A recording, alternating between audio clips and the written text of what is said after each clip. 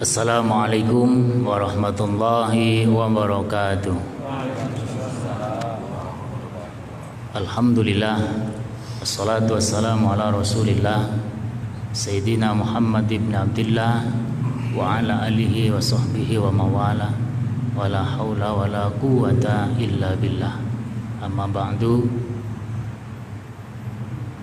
Dewan Asatid yang hadir semua yang saya hormati, para pengurus masjid yang saya hormati, bapak-bapak, ibu-ibu, hadirin semua yang hadir yang dimuliakan Allah SWT. Untuk melanjutkan apa yang harus saya sampaikan, tidak perlu banyak muqaddimah, langsung pada sasaran. Namun sebelumnya saya perlu tanya dulu sama bapak-bapak, ibu-ibu. Ini dari tadi kelihatannya diam, ini sehat apa enggak, Pak? Karena sini ada Ustadz sehat, harusnya semua yang datang sehat. Melanjut tadi yang disampaikan Ustadz Aidi, itu adalah penjelasan tentang doa bersama. Kemudian bagian saya itulah dzikir. Apa sih dzikir itu? Dzikir dengan doa juga beriringan. Doa bersama, dzikir juga bersama. Itulah amalan aswajah ahli sunnah wal jamaah. Sebelum penjelasan dzikir, dzikir itu adalah kata-kata kalau diambil dari fi'il madhi dzakara. Artinya ingat. Ingat, mengingat-ingat. Maka zikir itu ditempatkan di mana-mana di ayat Al-Quran maupun hadis. Penjelasannya adalah mengingat. Di dalam sholat juga, as-sholatu lidzikri, sholat untuk mengingatku, kata Allah. Jadi zikir itu adalah mengingat. Mengingat itu ada yang menggunakan lisan, ada yang menggunakan hati. Kalau menggunakan lisan itu harusnya mesti jahar atau harus terdengar alias keras. Kalau menggunakan hati berarti tidak menimbulkan suara. Di dalam hadis Nabi, zikir yang telah dicontohkan oleh Nabi itu banyak. Dan ketika ba'da sholat melakukan zikir itu sudah ada pada zaman Nabi. Kemudian sampai sekarang ini ada yang zikir sendiri-sendiri, ada yang zikir bersama, ada yang zikir keras, ada yang zikir khafi atau sir. Itu semuanya sebenarnya tidak ada masalah. Dalam aswaja ahli sunnah wal jamaah ini, kita itu tidak ada masalah. Yang bermasalah itu kalau kita melakukan salah satu pilihan dianggapnya bid'ah. Ini yang bermasalah. Maka kita mengikuti madhab. Kita harus mengikuti madhab. Bagaimanapun sehebat kita, apapun kemampuan zaman sekarang ini, kita harus mengikuti madhab. Apa sih madhab itu sebenarnya? Kalau dalam definisi madhab itu, al-madhabu wal ahkam fil masail allati dhahaba wa taqada wa ikhtaraha al-imamul mustahid minal Qur'an was sunnah laysat fihima qat'iyatun. Jadi madhab itu sebenarnya kita mengambil semua aturan-aturan atau hukum-hukum yang telah dipilih dan telah diyakini dan diijtihadi oleh imam mujtahid, yang mereka mengambil dari Quran dan Sunnah, yang bukan masalah qat'iyah atau paten atau ayat-ayat yang bersifat pasti. Kalau bersifat pasti tidak diijtihadi. Contohnya sholat, nggak ada ikhtilaf sholat itu haram atau halal atau nggak ada. Babi itu haram atau makruh atau enggak ada, itu pasti haram.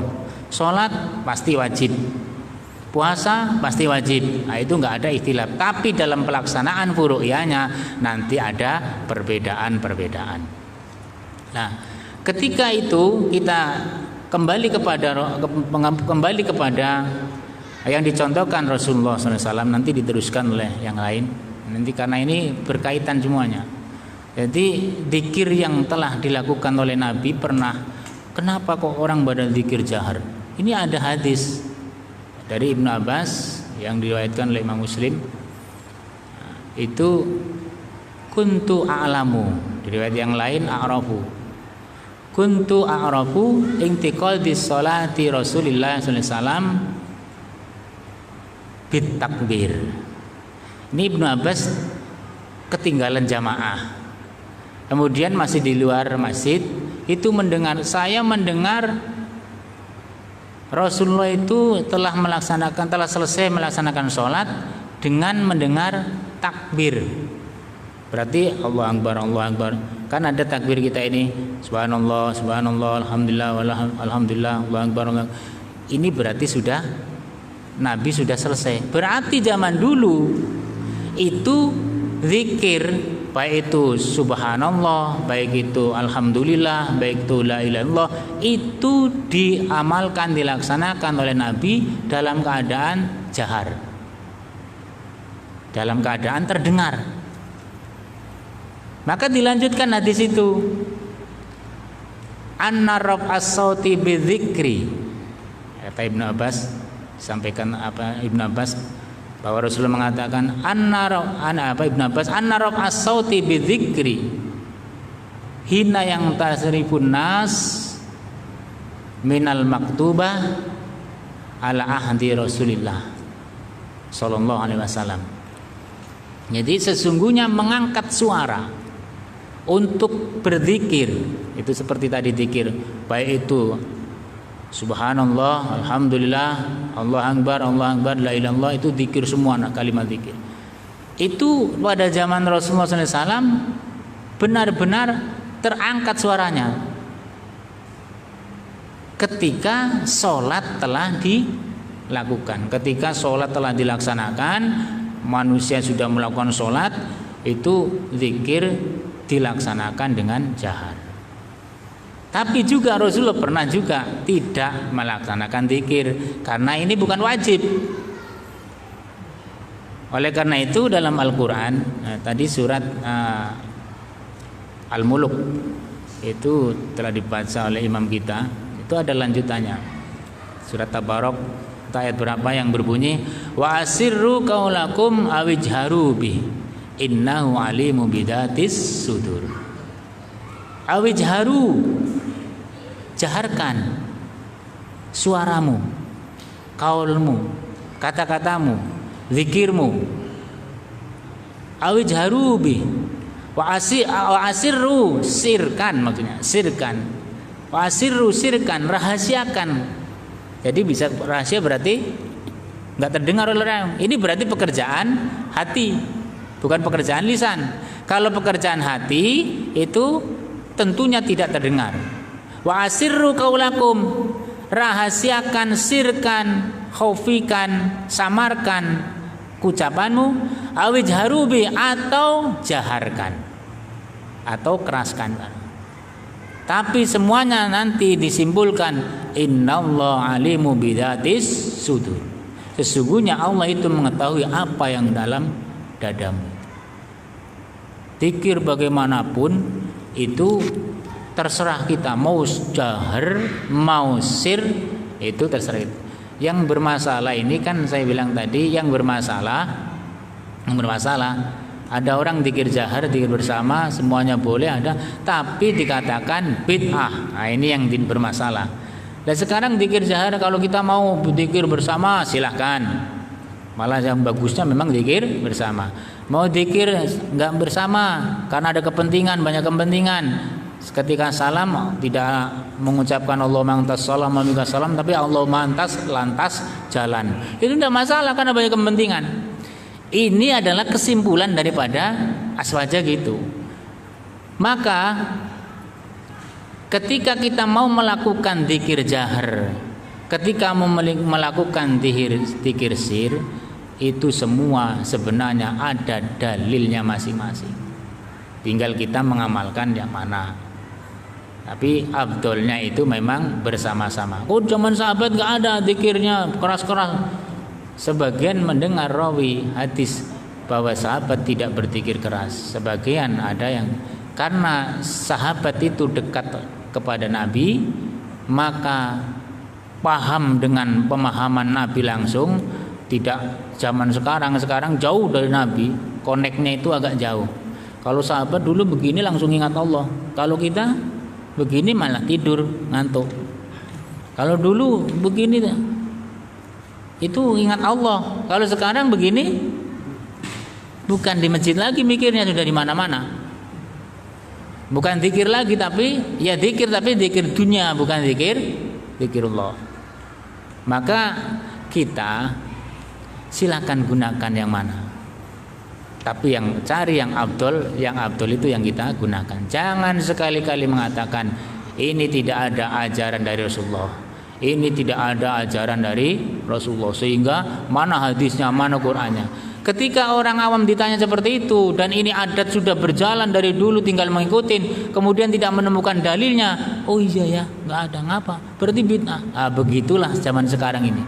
Dulu banyak orang baca Yasin, orang berzikir di masjid. Kenapa lama-lamanya ini tidak ada? Karena orang begitu disekak seperti itu, dia itu tidak paham apa dasarnya, dalilnya, kemudian dia akhirnya kalah, diam. Ya memang dia bukan ustadz. Dia tentunya tidak bisa. Ini dalilnya begini, nggak tahu. Wong kita mengambil dalil hadis itu harus pilih hadis yang mana yang menjadi kekuatan hukum. Apakah hadis dhaif bisa? Tidak bisa. Mana hadisnya? Maka ini pekerjaan para ustadz, para ulama. Pekerjaan jamaah itu adalah ketika sudah mentaskhihkan kepada ulama ini benar dasarnya, silakan amalkan. Lah, ini penjelasan di sini bahwa zikir jahar silahkan, zikir khafi pun jelas silahkan. Jadi kita ini pertama, tapi tingkatan yang paling tinggi memang zikir khafi, zikir yang tidak terdengar oleh orang lain. Karena seperti tadi yang di Al-Quran itu wa asirru qaulakum awijharu bih, rahasiakan kata-katamu, awijharu atau jaharkan, tapi disimpulkan innahu alimu bidatis sudur, sesungguhnya Allah mengetahui apa yang dalam dadamu. Tapi prosesnya orang berzikir itu memang ada tingkatan. Seperti mobil, seperti apa itu namanya, mesin diengkol itu. Pertama pasti keras dulu. Kemudian ketika bunyi setelah itu ya udah, akhirnya udah hilang lisannya, tinggal hatinya Allah Allah Allah. Itu kalau penjelasan orang tasawuf malah begitu. Jadi zikir itu ada zikir sir, ada zikir jahar, silakan. Tapi kita harus diawali dengan jahar, terus dilanjutkan dengan sir, dan sehari semalam kita harus zikir terus kepada Allah Subhanahu wa taala. Baik itu Allah atau subhanallah, alhamdulillah, wala ilaha illallah, Allahu akbar, atau Abdul Dzikri la ilaha illallah, la ilaha illallah, terserah. Nah, aturan fikih setelah sholat ada zikir yang barang siapa membaca subhanallah 33 kali, alhamdulillah 33 kali, terus Allah akbar 33 kali, ditambah la ilaha 33 kali, akan diampuni dosanya dan seterusnya. Itu semua silakan kalau mengamal, ada dasarnya. Dan nanti diteruskan oleh yang lain, penjelasan itu berangkai, ada kesinambungan.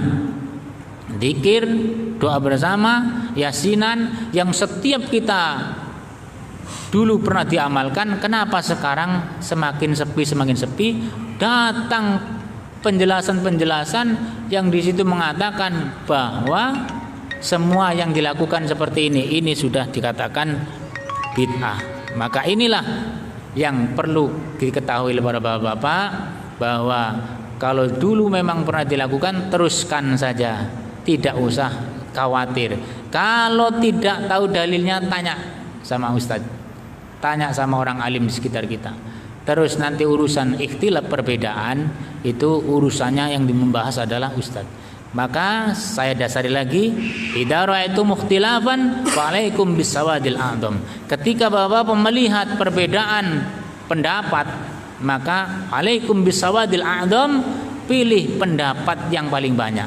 Dan ahli sunnah wal jamaah di Indonesia mayoritas. Bahkan di Duri ini pun masih mayoritas. Tapi datangnya ada pemahaman yang sedikit itu meragukan, sehingga yang dulu pernah ragu-ragu kelihatannya sekarang agak ragu-ragu. Maka datang kami menjelaskan, ini harus menjadi peringatan bagi Bapak semua.